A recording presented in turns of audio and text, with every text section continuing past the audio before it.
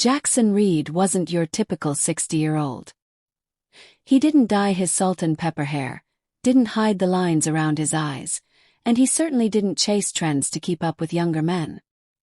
He lived in the heart of Charleston, South Carolina, in a modest yet well-kept two-story home filled with books, old jazz records, and the scent of fresh coffee that seemed to linger long after the pot had been emptied. A retired architect, Jackson spent his mornings tending to his garden, reading by the porch, and walking his Labrador, Duke. He wasn't flashy, nor did he seek attention. Yet somehow everywhere he went women noticed him. And not just women his age. Women in their 20s, 30s, and 40s often found themselves drawn to him. But why? It wasn't until Emily Hayes, a 32-year-old freelance writer and part-time barista, met Jackson that she began to understand. Emily had recently moved into the neighborhood after a difficult breakup and a desire to start fresh. Her bungalow sat 2 doors down from Jackson's, and they first met when Duke wandered into her yard, tail wagging and eyes full of mischief.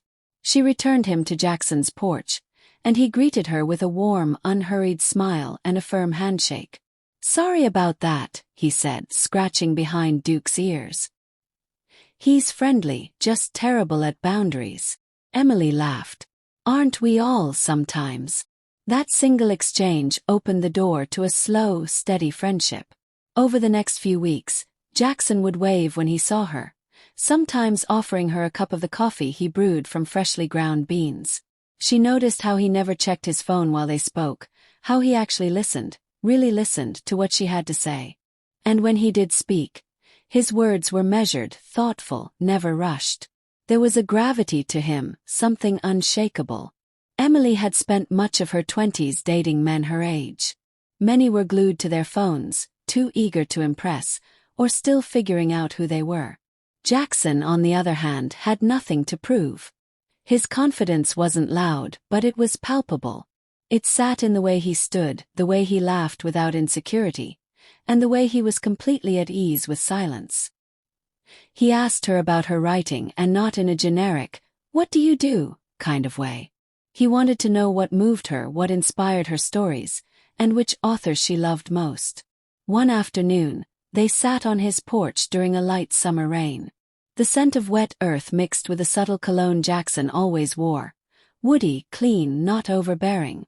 Emily sipped tea while Jackson talked about his past projects, the buildings he designed, and how his career had evolved through failures and successes. "You know," Emily said, "I've met a lot of guys who try to act like they've got it all figured out. But with you, I don't know. You just are. You're not trying to be anything." Jackson chuckled. "Well, I've lived enough years to know that pretending only gets you so far. Real peace comes when you stop trying to be impressive and start being honest." That struck a chord with Emily. She realized that Jackson's attractiveness wasn't rooted in wealth, looks, or status. It was something deeper: emotional intelligence, calmness, presence. And apparently, she wasn't the only one who felt that way. One Saturday, Emily invited Jackson to a local event where she was showcasing some of her short stories. Jackson showed up wearing a navy blue blazer, crisp white shirt, and jeans. Classic. Aimless. Not trying too hard. And as the night unfolded, Emily couldn't help but notice how many women subtly turned their heads as he passed. Even some of her younger friends leaned in afterward and asked, "Who was that man you came with? He's wow." Over drinks, one friend, Jenna, who was 29 and usually unimpressed by anyone older than 40, admitted, "There's something so magnetic about him. Like he walks into a room and you just feel it." Emily nodded. "It's not just you." Later that week, Emily found herself writing an article titled, "98% of women agree this makes an older man attractive." It was inspired entirely by Jackson. She outlined how traits like emotional maturity, grounded confidence, consistency, and authentic presence were qualities women craved. Women didn't necessarily want flashy cars or six-pack abs. They wanted someone who made them feel heard, valued, and calm. Someone who showed up. Someone who had depth. The piece went viral. She included anecdotes like how Jackson never interrupted, how he was the first neighbor to show up with homemade soup when she had the flu, and how he remembered the little things, like her favorite tea or the author she once mentioned in passing. The comments section exploded with stories from other women around the country who had met men like Jackson, or wished they had.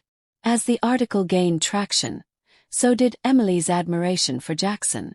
She found herself looking forward to their conversations, lingering a little longer on his porch, and smiling when she received his occasional texts that read, "Rain's coming. Bring your plants inside." There was no pretense. Just care. Just presence. Jackson on his end had noticed the change too.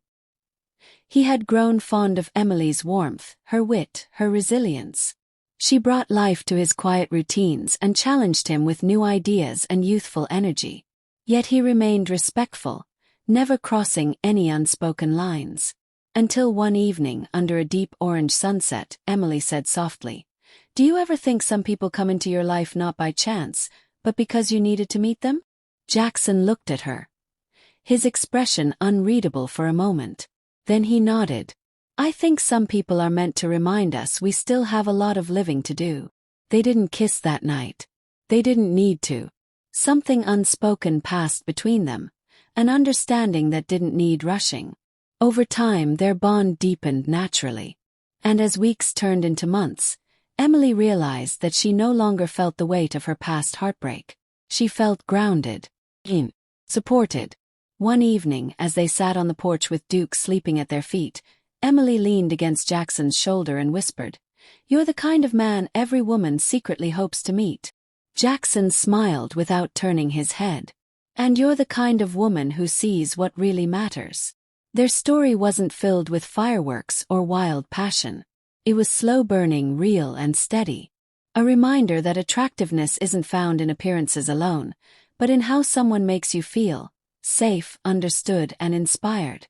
Emily's article continued to circulate online, sparking conversations about what truly makes someone attractive.